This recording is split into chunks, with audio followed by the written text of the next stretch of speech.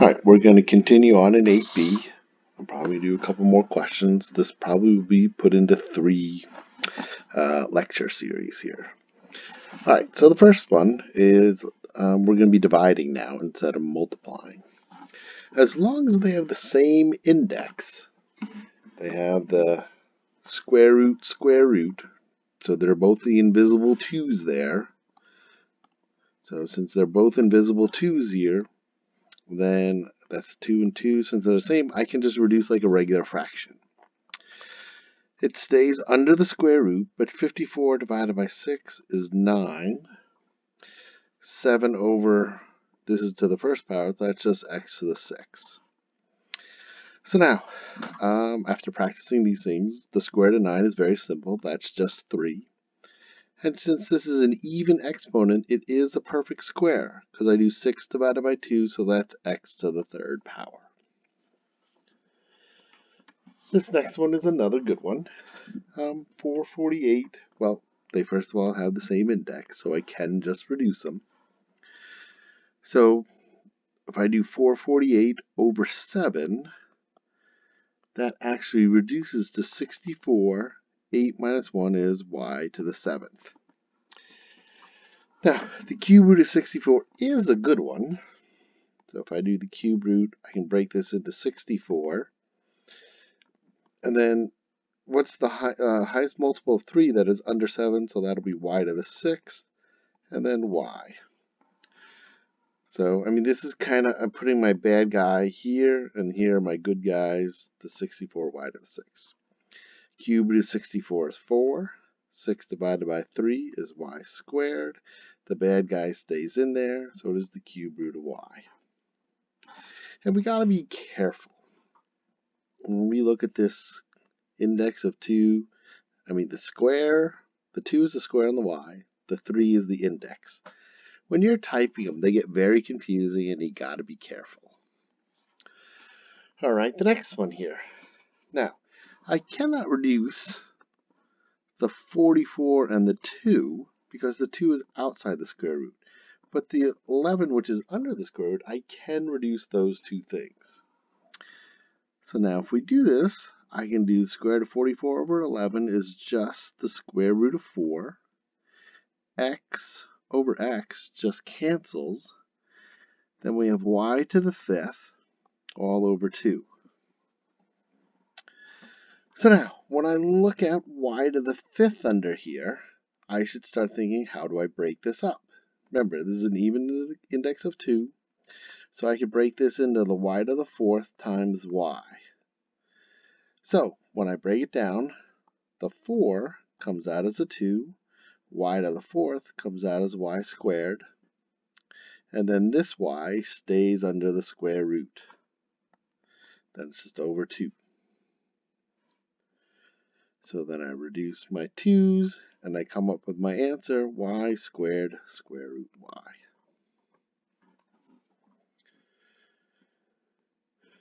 Alright, here comes the two ugly ones. They have different indexes, don't they? So, we have to make them rational exponents. Remember, the index is always the denominator. So when I look at this, this is really x to the 4 over 5 over x to the 1/9. And it's just like the other ones, I subtract my exponents when they're the same base. Now 4/5 minus 1/9 is 31 over 45, so it is x raised to the 31 over 45.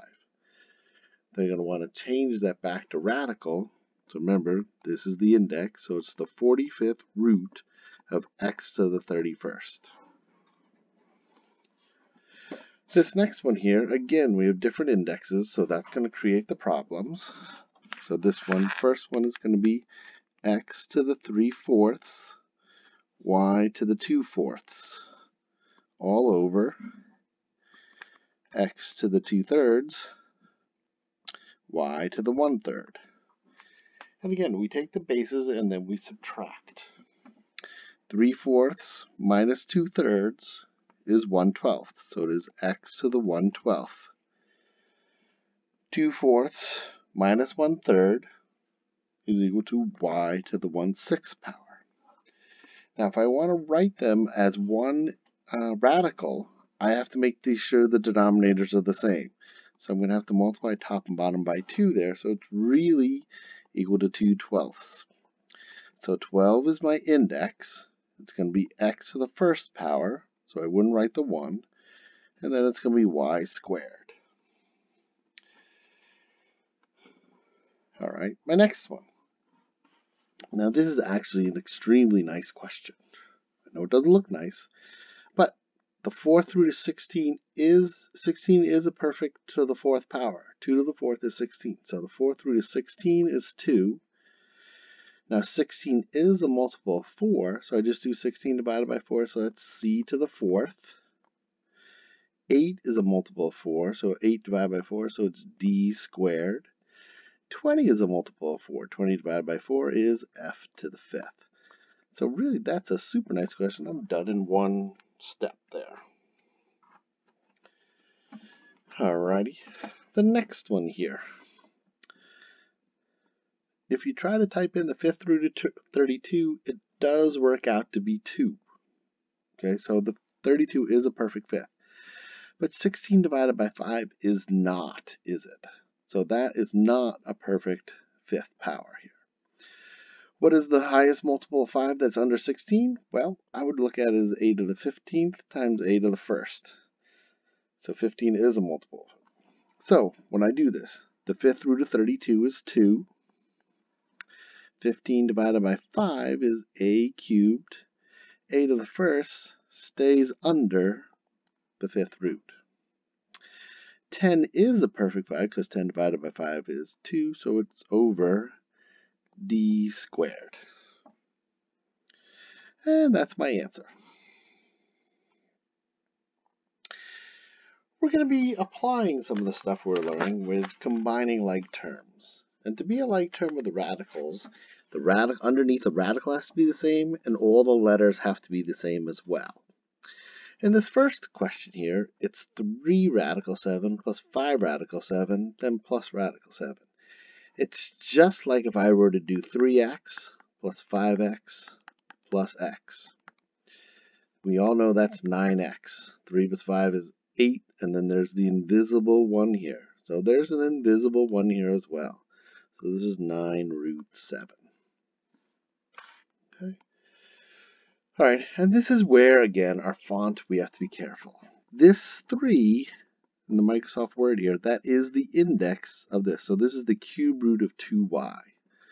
So this is 4x cube root of 2y. This is 5x cube root of 2y. So these are identical terms here. We have 4 of these and we have 5 of these, so it is 9x cube root of 2y. They're already like terms, so I can go. Now, you can start seeing they're not always going to be perfectly the same here. So now, this one we have the square root of 10 minus the square root of 10. Well, that just goes away, doesn't it? That's really 1 root 10 minus 1. 1 minus 1 is 0. This is 4 cube root of 7. This is 8 cube root of 7. So they're both cube roots of 7. So negative 4 plus 8 is 4 cube root of 7. All right, so now we're getting to our first difficult one where the square roots are not the same. That's the square root of 8. That's the square root of 2. But I'm going to do what I've learned earlier. Square root of 8 is really the square root of 4 times the square root of 2. So now the square root of 4 is a good guy. So 5 times 2 root 2 minus 2 root 2. So 5 times 2, so it's 10 root 2 minus 2 root 2 is equal to 8 root 2. All right. So you can see we're just really applying what we did in the other one here. So now 2, I got to break 75 because that is not a perfect square. Now 25 is a perfect square, and then 3 is not. Then x squared is a perfect square. So when I simplify this, the 25 and the x squared come out. So it's 2 times 5x squared of 3. This other side, 4x, well, what square root goes into 48? I can break this into 16 times 3. So when I bring it out, it is 4, which is coming from there, times 4x square root 3. So this is 10x root 3 plus 16x root 3. And again, x root 3, they're identical, so it's 26x squared to 3. Alright, so now we're going to go into the cube roots here. Now, 16 is not a perfect cube, but I can split it into 8 times 2, 8 being the perfect cube. And then when I look at my 54 here, I can break this into 27 times 2, and 27 is my perfect cube. So I'm going to write cube root here, and cube root there. So now the cube root of 8 comes out as a 2, so it's really 4 times 2, cube root of 2, plus the 27 comes out, so it's 3, cube root of 2. Now 4 times 2 is 8 cube roots of 2, plus 3 cube roots of 2, and that gives me 11 cube roots of 2. Alright, now these are not too bad. This question, number 28 in homework, that's applying, this is just like number 28 in the homework. And to be honest, this one is like 29 in the homework. I'm not too excited about how they answer it, but I will explain why they answer it the way they do. So now the square root of 2a, there's nothing I can do with that. That's just there. But 8a cubed, okay, I can have some perfect squares that I can pull out of that. So the square root of 2a is just there. And so now this is going to be 4 times. Now if I break this up, this is really going to be 4 times 2 times a squared times a to the first. Now the 4 and the a squareds are perfect squares. So they come out as 2a. And then underneath, I still have the 2a to the first power, so it's 2a. So if I write this out, it's 2a plus 8a square root of 2a. Now I would argue these are not exactly like terms because there is an extra a in there. But what they want you to look at is the square root of 2a and the square root of 2a are like terms. So this is almost going to look like factor by grouping. And you have to remember that there's a 1 outside of this. So if I take out the 1 plus 8a, so I can just put that 1 plus 8a in parentheses, then the square root of 2a is over there. I actually like this answer right here, written as is, but they want you to factor out the square root of 2a. That's what it is. All right, and the last one we're going to do for this section is now I'm going to combine some cube roots here. So when I look at this, I got to look and see if there's perfect cubes to pull out. Y to the 5th, I can definitely pull something out. So this is going to be 3 cube root, that's a 3. And then I'm going to do y cubed, y squared. Plus, now there's nothing I can pull out of that. So that's 4 cube root of y squared.